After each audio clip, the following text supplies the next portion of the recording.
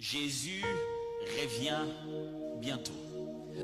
Mais je vous assure, même si les gens essayent de s'en moquer, Jésus revient bientôt. Le retour de Jésus n'est pas un sujet de peur pour nous. C'est un sujet de soulagement. Lorsqu'on en parlait dans les Saintes Écritures, lorsque les apôtres citaient le retour de Jésus, c'était pour fortifier la foi des autres.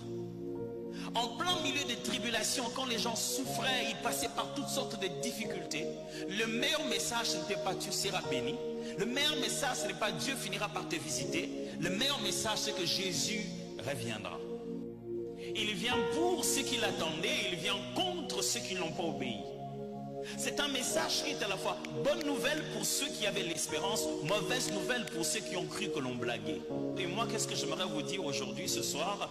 Il y aura des temps difficiles. Les derniers temps là, avant l'accomplissement de la colère de Dieu, c'est ce qu'on appelle dans la Bible les derniers jours. J'essaie de vous expliquer que les derniers jours sont un terme que la Bible utilise pour parler d'une saison, d'une dispensation, d'une période. Ce n'est pas 1, 2, 3, 4 jours, c'est beaucoup d'années. Le terme est bien choisi parce qu'il ne faut pas compter ça en années, il faut compter ça en jours. Ne comptez pas 2023, 2024, comptez aujourd'hui ou demain, parce que vous ne savez pas quand ça va arriver. Ne vous garantissez pas d'une année en vous disant j'ai déjà clôturé l'année. Non, vous n'avez qu'un jour à vivre et vous ajouterez un autre jour et ça sera les derniers jours. La preuve c'est que la prophétie de l'effusion du Saint-Esprit est placée dans le contexte appelé les derniers jours au pluriel. Mais Pierre explique que ça s'accomplit le jour de la Pentecôte. Il dit ce qui arrive ici, c'est ce qui est écrit dans les livres de Joël. Dans les derniers jours, dit le Seigneur, je répandrai de mon esprit sur toute chair. Ce qui veut dire que les derniers jours ont déjà commencé il y a longtemps. Maintenant, si quelqu'un, avant de mourir, il n'était pas, il n'avait pas craint Dieu, mais à la dernière minute, tu ne sauras pas des dernières minutes. Nous sommes déjà dans cette dernière minute pendant laquelle Dieu use de sa grâce. Vous ne pouvez plus demander une faveur, nous sommes déjà en pleine faveur. C'est-à-dire que Jésus peut revenir le jour de ton mariage. Et toi et les gars, vous n'êtes pas mariés. Et puis de l'autre côté, je vous parle des derniers jours dans lesquels nous sommes déjà. Qu'est-ce qu'on appelle les temps difficiles, mes amis? Les temps deviennent difficiles quand ce qui était normal n'est plus normal.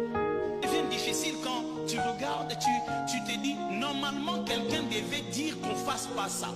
Où sont partis les gens qui empêchent, qui disent non à des choses pareilles? Le temps devient difficile quand l'autorité n'existe plus, quand la morale n'existe plus, quand les normes sont parties, quand tout est devenu selon chacun. Les hommes mauvais amènent des temps difficiles.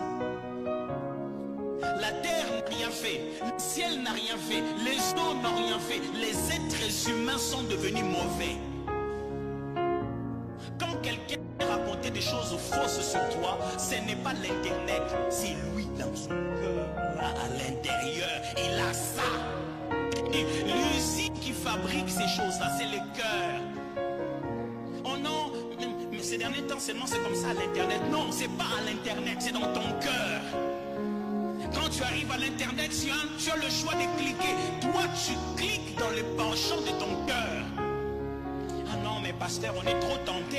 Ces derniers temps, quand tu es sur internet, il y a beaucoup d'images. Il y a beaucoup d'images. Tu cliques sur l'image dans le penchant de ton cœur. C'est que ce texte nous dit.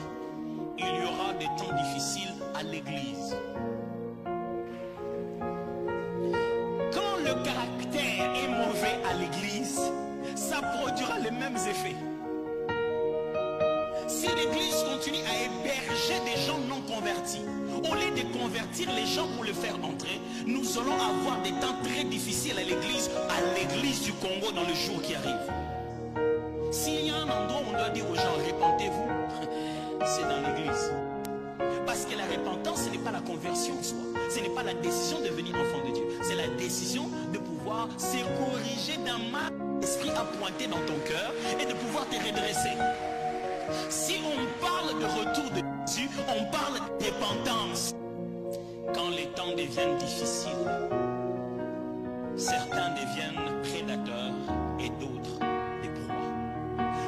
les appelle pas faux docteurs à cause de leur enseignement qui est biaisé. Il les appelle faux docteurs parce qu'ils ont l'apparence de la piété. Mais ils réunissent ceux qui ont fait la force. Ils enseignent des choses qu'ils ne pratiquent pas.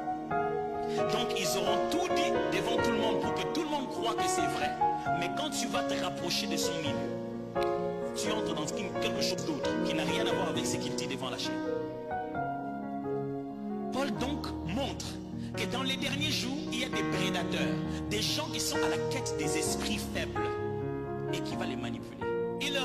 Ils avanceront toujours de plus en plus dans leur mal. Mes amis, ne vous étonnez pas, dans les derniers jours, celui que vous tous vous savez fait mal, il ne va pas s'arrêter, il va avancer de plus en plus dans le mal. Quand vous voyez quelqu'un continuer à bien faire les mal, les mauvaises choses qu'il faisait avant, ce n'est pas que c'est Dieu qui est avec lui. Dans les derniers jours, ceux qui ont juste cru seulement, ils ont dit, bon, moi aussi je crois en Jésus, c'est quand même, ils vont souffrir. Parce qu'il va avoir d'autres arguments. Préparez-vous à écouter des arguments, mes frères. Préparez-vous à entendre des gens super intelligents qui vous démontrent que Jésus n'a jamais existé. Et quand ces gens se rendent compte que dans ta conscience, tu n'es pas garanti de ton passé effacé, ils se mettent à se manipuler.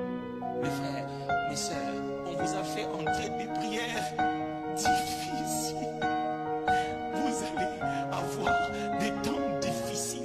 Vous irez sur une montagne, vous descendrez sur une autre, parce que vous n'avez pas cru que le sang de Jésus est suffisamment capable d'effacer votre passé et de vous accorder un avenir éternel.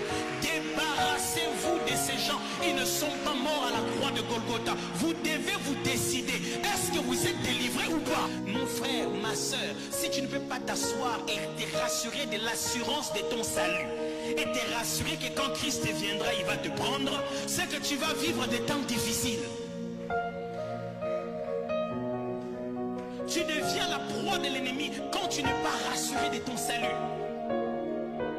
Tu deviens la proie de l'ennemi quand tu commences à avoir un passé chargé.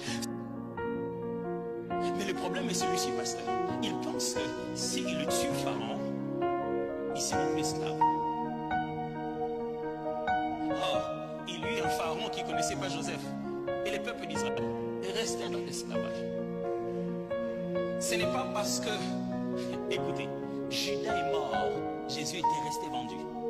Lorsque quelqu'un fait une incantation mystique sur ta vie, il n'a pas le pouvoir, lui, d'aller te sortir de là.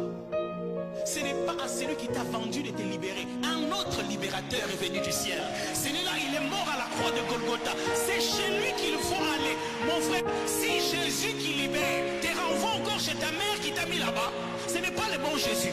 Si ça, ce n'est pas fixé dans ta tête, tu deviens une proie. Et tu vivras des temps difficiles. Le royaume est au milieu de nous. Tu ne dois pas vivre tout le temps comme si tu es en train de chercher une autre vérité. Il n'y a pas une autre vérité. Nous étions des pécheurs. Christ est mort à la croix pour nous. Et quiconque croit en lui est devenu enfant de Dieu. Et c'est dans ce parcours que le Saint-Esprit t'enseigne, te mûrit et te fait grandir. Il n'y a pas une vérité